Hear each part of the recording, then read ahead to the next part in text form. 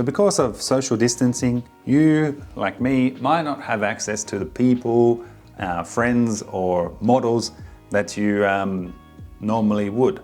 So just like in other videos, today we're being helped by Heineken the dinosaur.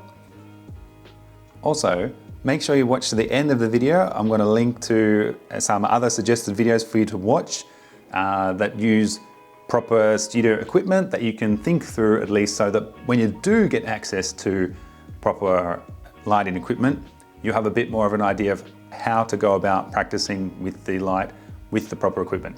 So watch to the end. So one of the lighting sources that we all have access to in one way or another is natural light. One of the options, whether you're inside or outside, is to have your subject in direct sunlight.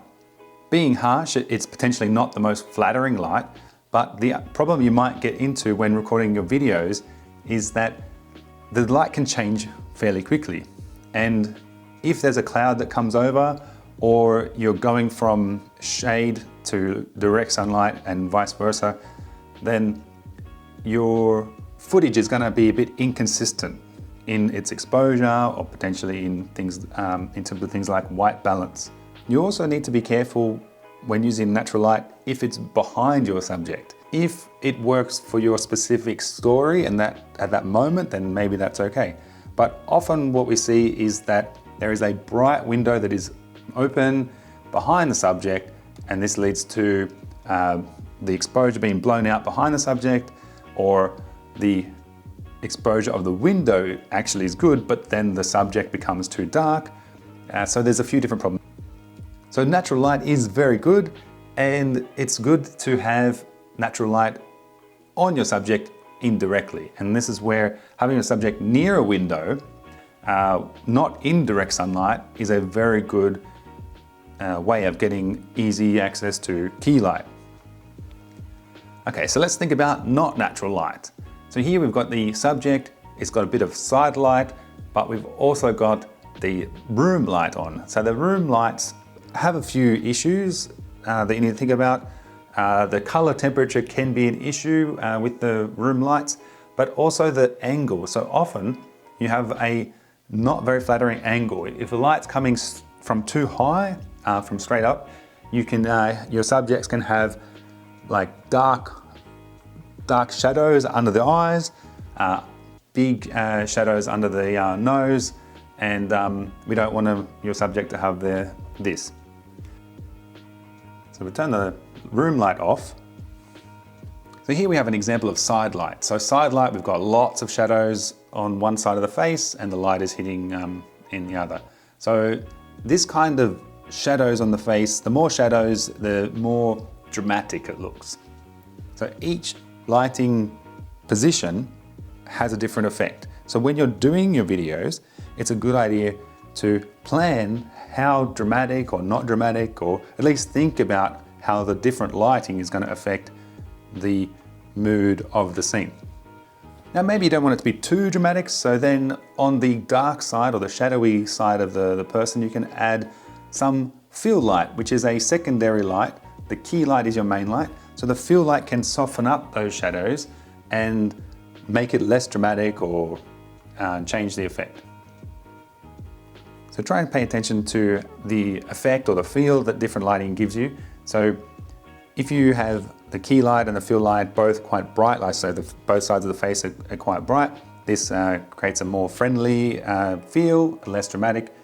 You'd often see this in things like comedies compared to dark action movies that have a lot of shadows on the face. So here we have side lighting again, but let's have a look at a few different lighting positions and see how the mood changes. So here we're increasing the fill. Now here we've got the light shining from right above, and Heineken doesn't have too many deep shadows just under his eyes, but a human would, and you don't want that kind of raccoon eye effect. But as you can see, this is the face is causing lots of shadows going down.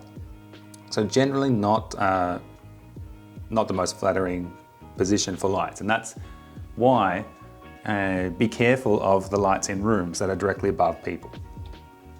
Another lighting position that you need to be careful of is if the light is too low. If it's shining up at people, it also is not flattering. It highlights things like the chin rolls under the chin. It highlights the nostrils and other things.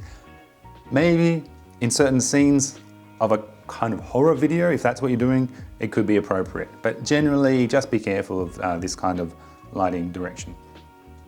So for much of this video, I'm using a light that is designed for recording video. And as I said, maybe you don't have access to lighting equipment at all. Okay, so what do you have? Chances are you'll be able to find a torch. So let's see, what can we do with torches?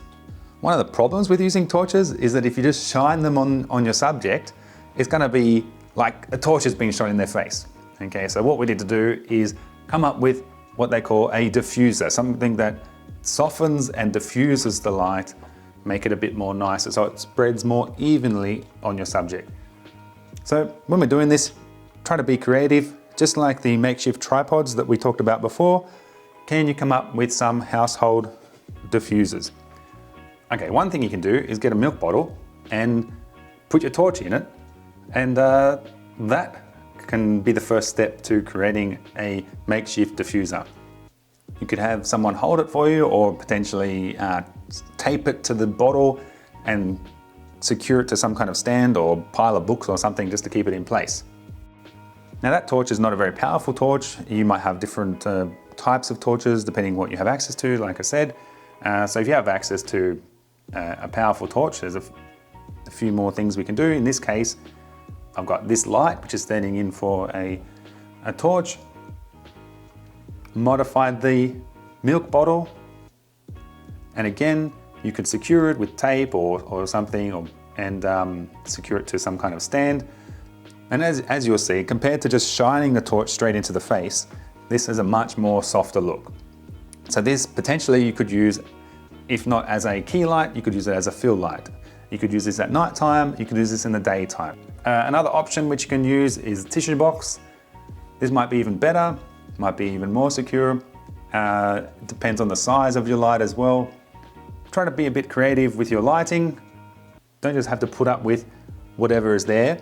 You can use other tools that you have around your house. And diffuse light, much better than shining a torch in someone's face. At the beginning of the video, I asked you to watch to the end, and I'll share with you a couple of videos that you can watch that talk about lighting with professional equipment, and they'll pop up.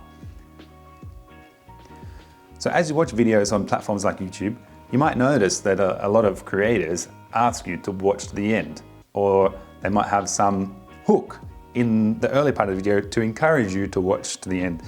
Now, this is a bonus tip for those of you who made it this far, following on from last week's discussions on bots and algorithms.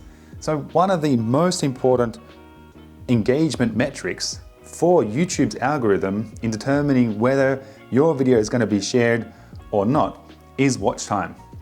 So you want people to watch your video to the end. Watch time, having your audience watch to the end, is more important than likes.